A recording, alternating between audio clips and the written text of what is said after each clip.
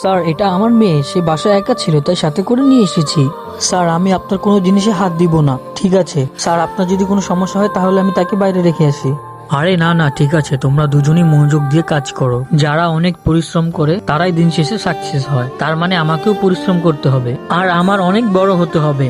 রিমি, তুমি এভাবেই মালিশ করতে থাকো। কিন্তু ম্যাম, আমার তো ঝাড়ু দিতে হবে। ঝাড়ু দেওয়ার জন্য রিয়া আছে না? বাচ্চাকে এত পড়াশোনা করে কি হবে? ওকে বলো, ও সব কাজ করে দিবে। তাছাড়া তার অনুরোধে কাজটা দিয়েছি। রিয়া, তাড়াতাড়ি করে কাজটা শুরু করো। ঠিক আছে ম্যাম। রিয়া, কালকে তাড়াতাড়ি করে কাজে আসবে। কিন্তু ম্যাম, আমি এক সপ্তাহ ধরে কোনো ছুটি পাইনি। আমার মেয়েকেও আমি ঘুরতে নিয়ে যেতে পারিনি। ঠিক আছে, আজকে থেকে তোমাকে লম্বা ছুটি দিয়ে দিলাম। আজকে থেকে তোমার আর কাজে আসতে হবে না। সরি ম্যাম, আমার কোনো ছুটির প্রয়োজন নেই। রিয়া, তুই একটা চোর। তুই আমার অফিস থেকে লাখ টাকা দামের ঘড়ি চুরি করেছিস। এটা কার? এটা তো দেখছি অনেক দামি ঘড়ি। স্যার, আমি আপনার অফিস থেকে কোনো কিছু চুরি করিনি। চুপ কর ভিখারি কোথাকার। পরবর্তী পর্ব দেখতে কমেন্ট করো, লাইক এবং সাবস্ক্রাইব করুন।